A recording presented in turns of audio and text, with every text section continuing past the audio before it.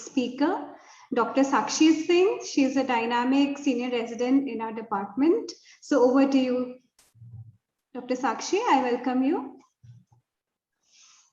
Thank you so much, ma'am. She'll be talking about management of neonatal shock. Good afternoon, everyone. Ma'am, am I audible to everyone? Yes, you are. Good afternoon, everyone. Today I'm here to discuss management of neonatal shock.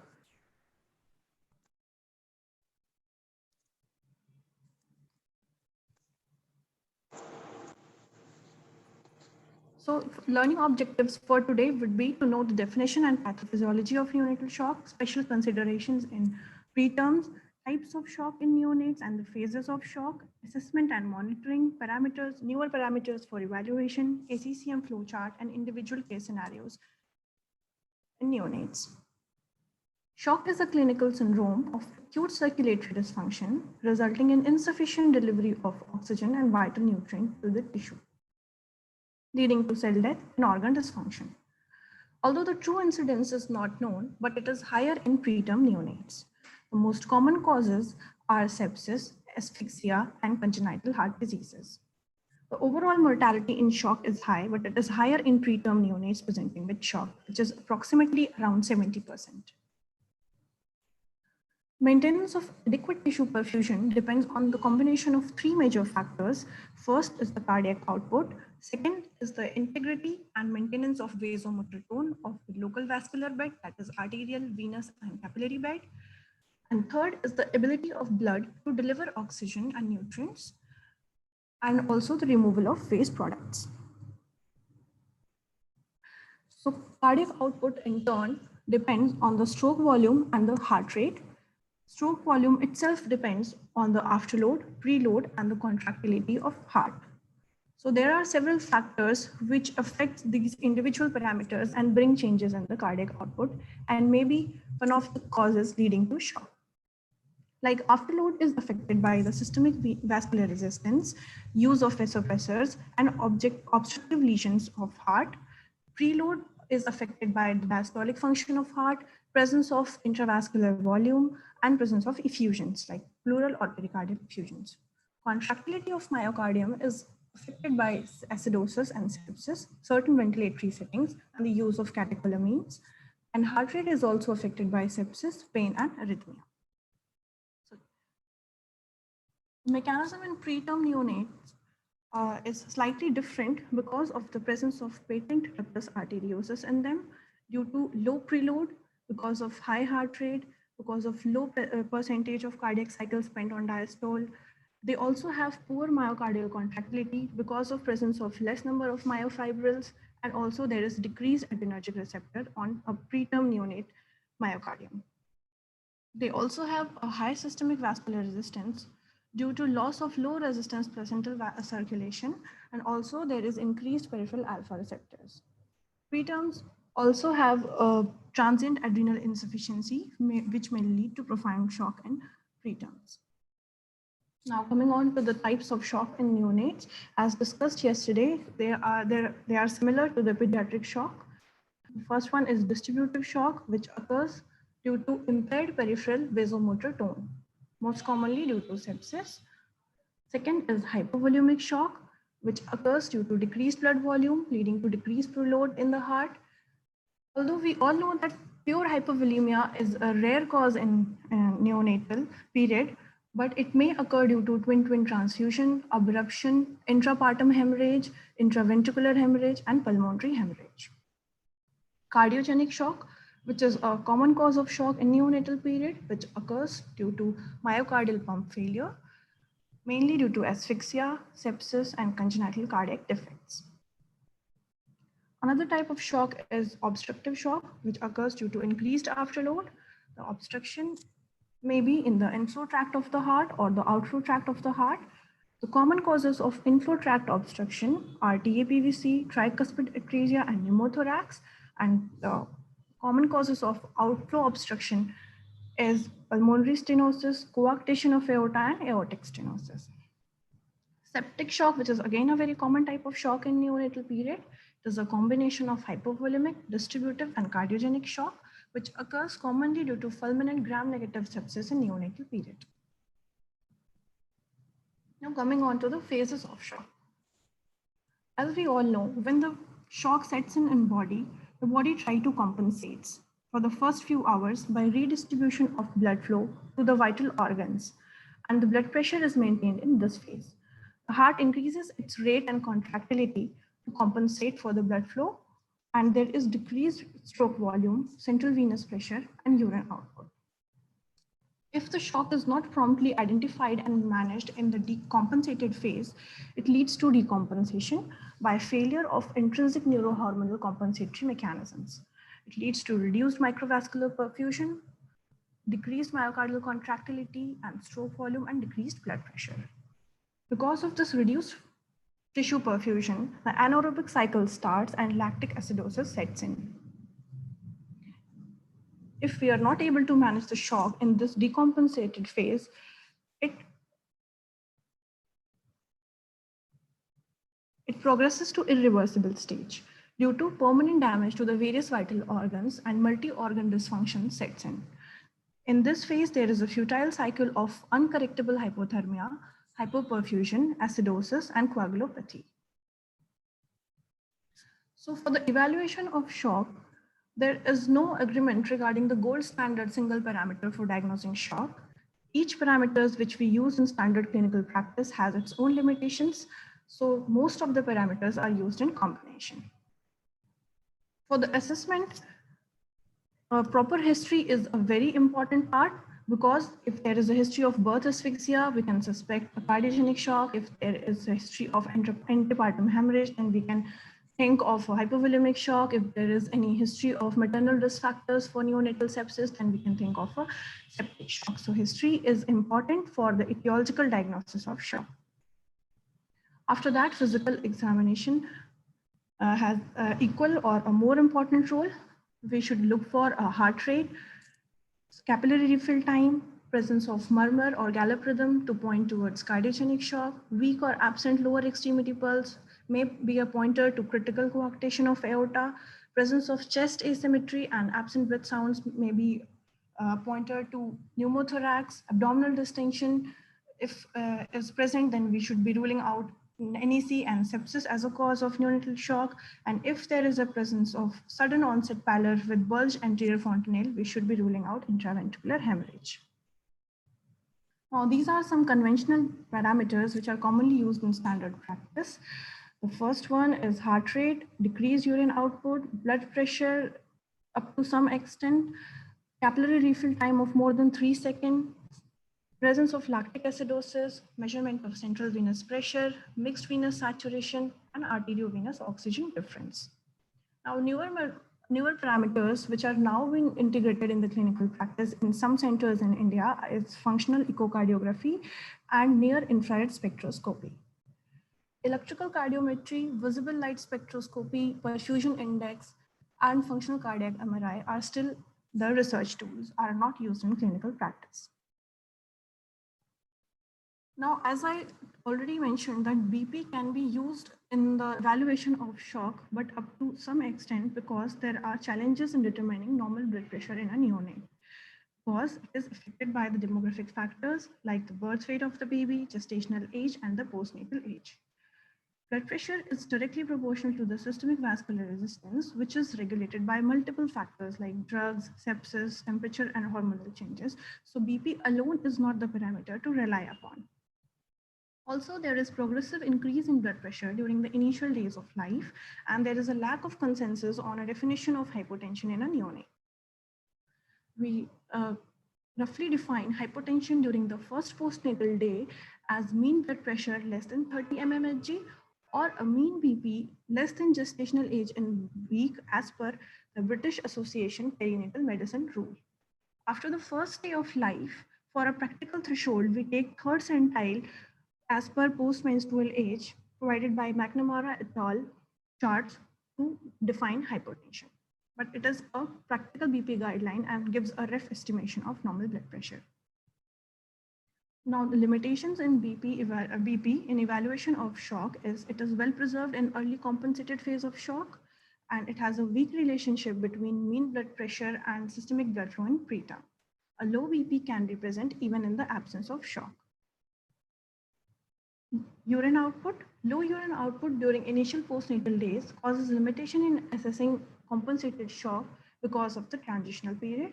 But after 2 to 3 days of life, the decrease in urine output is the earliest clinical sign of compensated shock in all the gestational ages.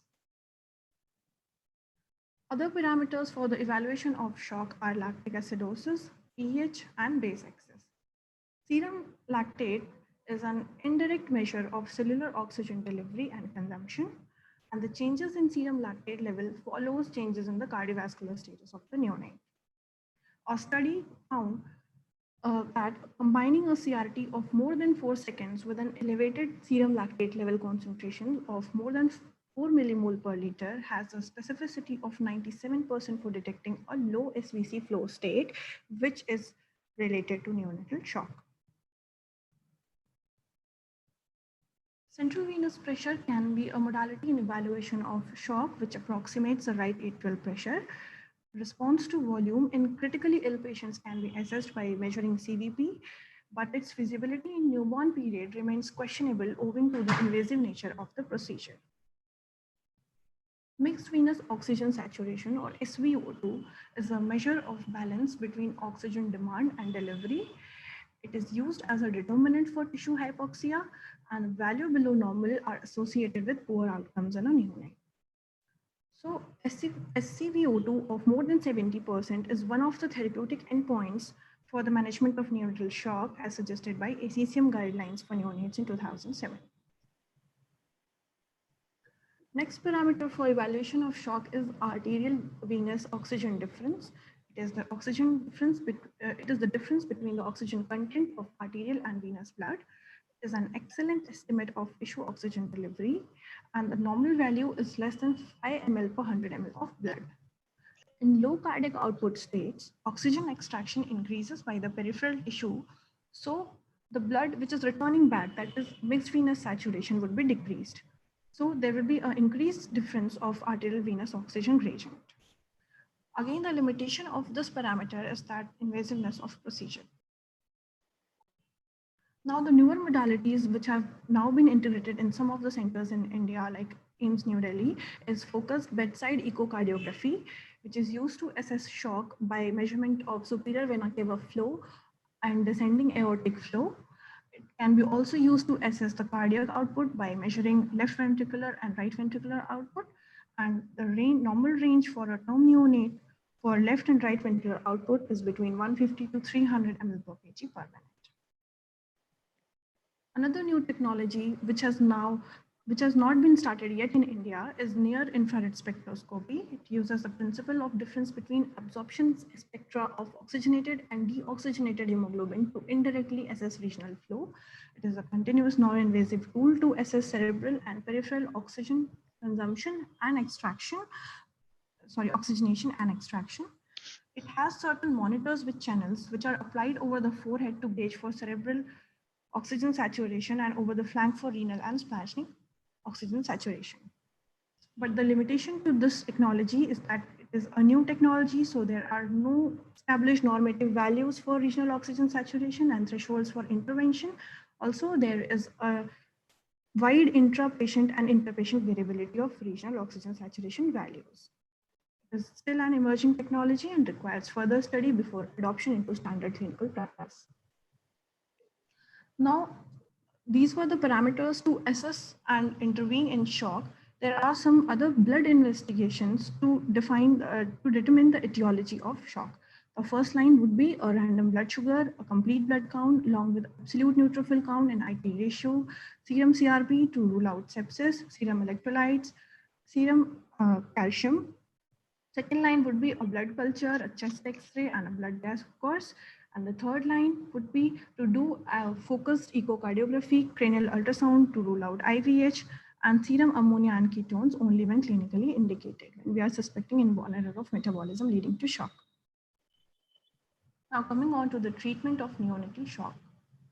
Goal and therapeutic endpoints during the first hour as defined by SECM are: the goals are to maintain airway, oxygenation and ventilation, to restore and maintain circulation, which is defined as normal perfusion and a normal blood pressure, and to maintain a threshold heart rate. Therapeutic endpoints in the first hour would be to achieve a capillary refill of less than or equal to 2 seconds, normal pulses with no differential in quality between peripheral and central pulses, warm extremities, given output of greater than 1 ml per kg per hour, normal mental status and normal blood pressure for age, normal glucose and calcium concentrations, a saturation of 95%, and a difference in preductal and postductal oxygen saturation of less than 5%.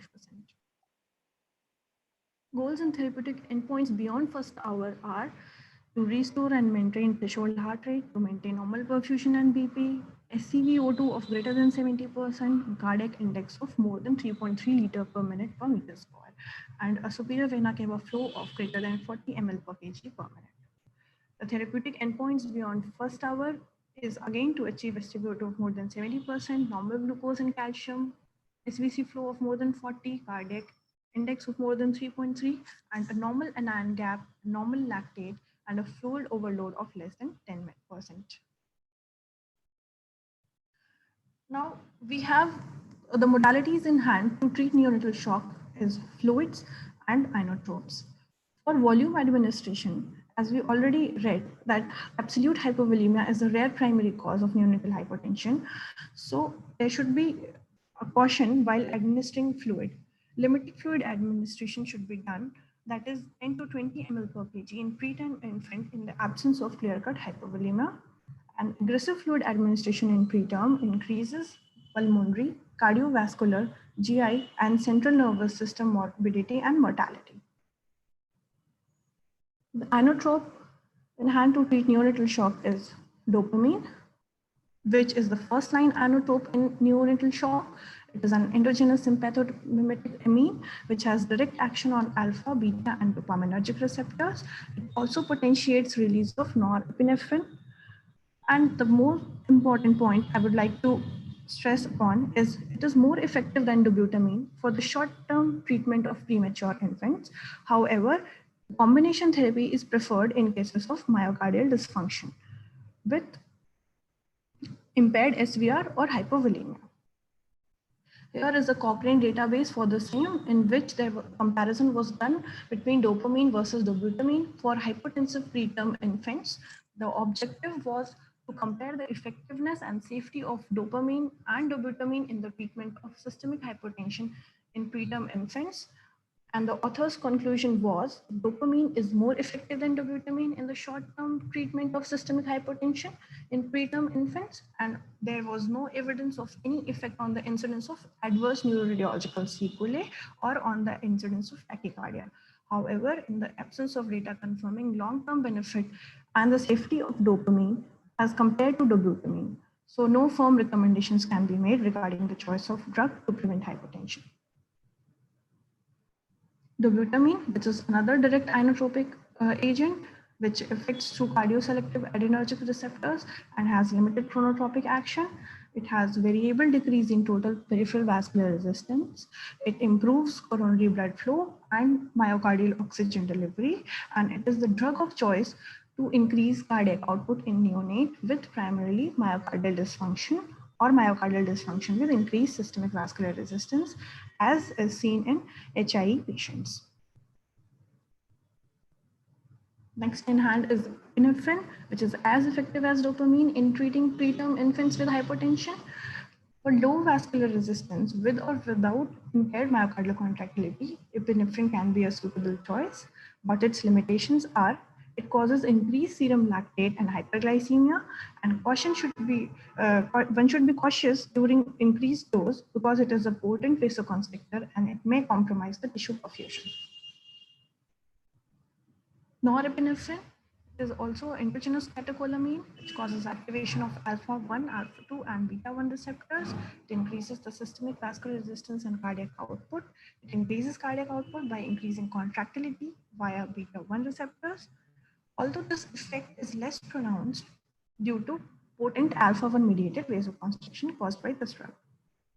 The limitations to the use of norepinephrine is that it causes increased myocardial consumption, and increase in systemic vascular resistance may impair cardiac contractility in higher doses. Milrinone, which is a selective phosphodiesterase type 3 inhibitor, it has inodilator and lucitropic action. It increases the cardiac output without an increase in the myocardial oxygen demand, and it decreases afterload by decreasing the systemic vascular resistance. Milrinone is known to augment the pulmonary vasodilation by induced nitric oxide release. Recommendation regarding the hydrocortisone use in neonatal shock. The use of hydrocortisone as primary treatment in hypotensive preterm is not recommended. It is recommended as a secondary rescue treatment in vasopressor resistant hypertension in a loading dose of 2 mg per kg followed by a 2 mg per kg daily dose, which is given in divided doses 12 hourly or 6 hourly. Now coming on to the management algorithm for time-sensitive, goal-directed, stepwise management of hemodynamic support in neonates, as given by American College of Critical Care Medicine. At 0 minutes, we need to recognize decreased perfusion, cyanosis, RDS. We need to maintain airway and establish access according to NRP guidelines.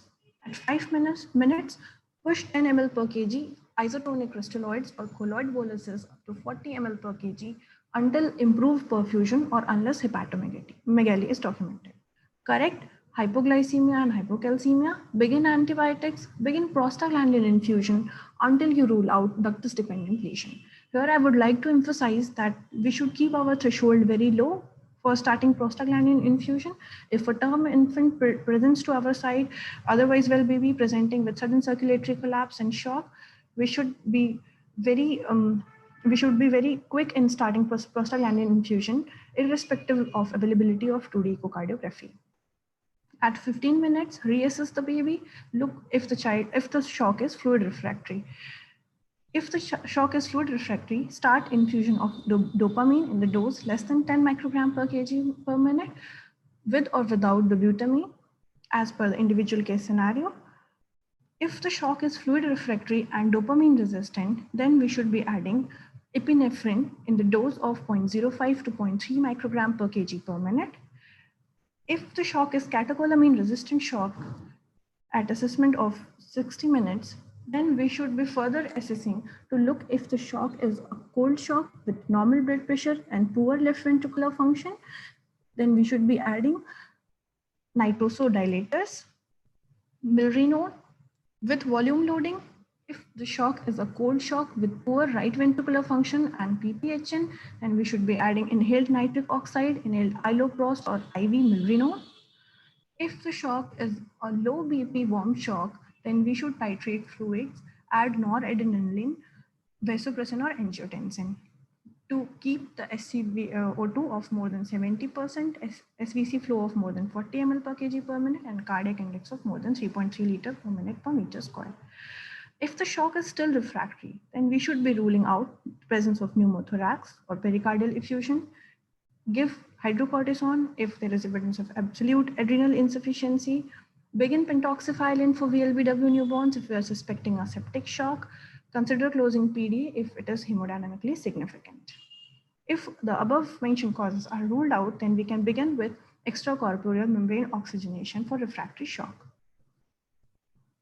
Now coming on to the individual case scenarios which are common in neonates leading to shock. The first one is sepsis or NEC, which may present as a warm shock with a low diastolic BP and tachycardia. The first line would be to give volume of support by the use of crystalloid or blood products, and the vasopressor agent of choice would be dopamine. Second line agent would be norepinephrine or vasopressin.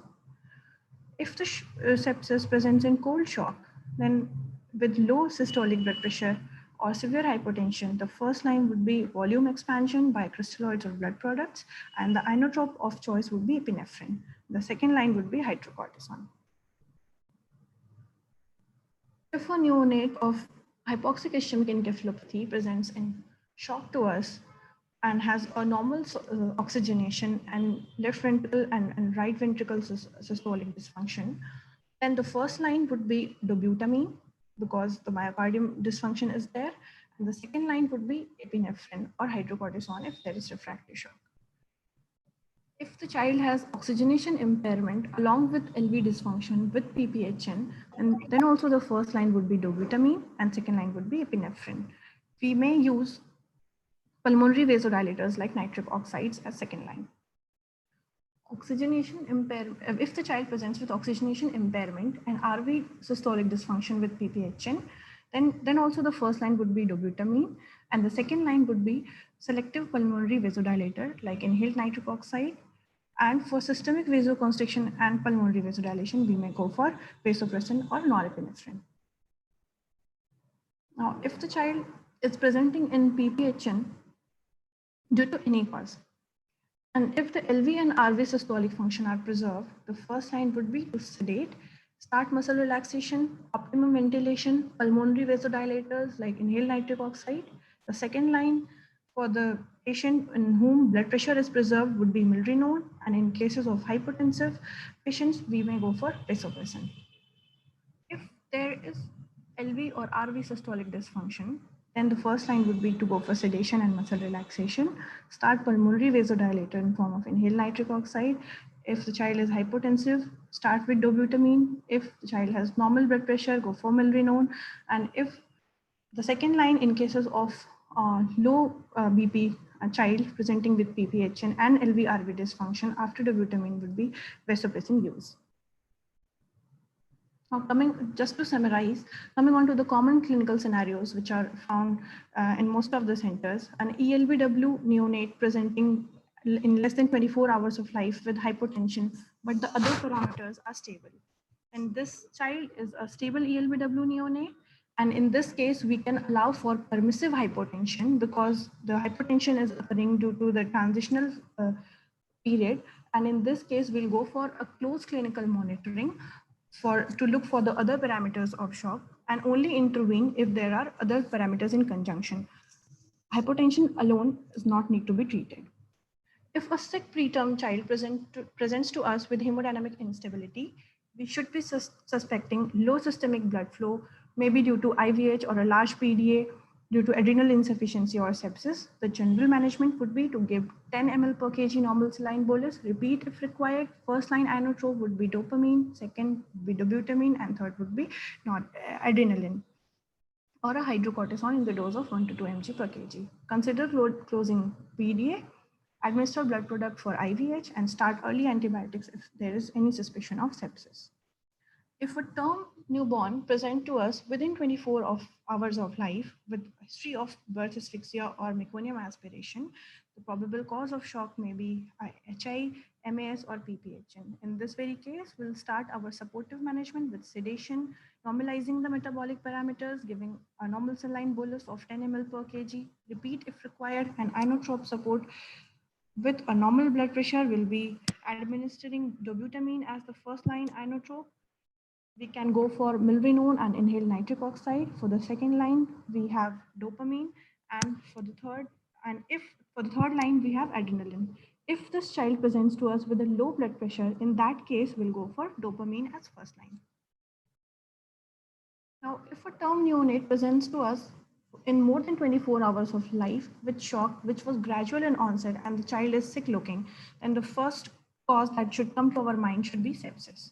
In this case, we go for normal saline bolus of 10 ml per kg up to 40 ml per kg. Inotropes would be first line would be dopamine, second would be dobutamine, third would be adrenaline, and then we may consider adding hydrocortisone and add early antibiotics. If a term neonate presents to us with more than 24 hours of life with sudden circulatory collapse and previously well BV, we should keep our threshold low to start prostaglandin, as I have already mentioned, because this may be a case of ductus-dependent structural cardiac disease. In this case, we should be cautious while using fluids. We should give a trial of 10 ml per kg bolus and be cautious for further fluid administration as it may worsen the shock. The inotrope would be, the first line would be dopamine in the doses of 15 to 20 microgram per kg per minute. Second would be dobutamine. We need to do an urgent echo bedside to rule out the ductus-dependent lesions. If echo facility is not available, we should be starting empirical prostaglandin infusion in the dose of 50 to 200 nanogram per kg per minute. So we conclude that shock in a newborn period is associated with a unique pathophysiologic states that need careful assessment and individualized approach for management. Early recognition of shock and its underlying pathophysiology is critical in instituting early target specific intervention. And the multifactorial etiologies of hypertension in preterm neonates required a tailored approach to medical cardiovascular support. An approach of goal-oriented management of shock has to be followed for optimum outcomes. Thank you. Thank you so much, Sakshi, for the excellent presentation and explaining in detail what cautions to be exercised while managing shock in a neonate. If there are any queries, you can ask in the chat box.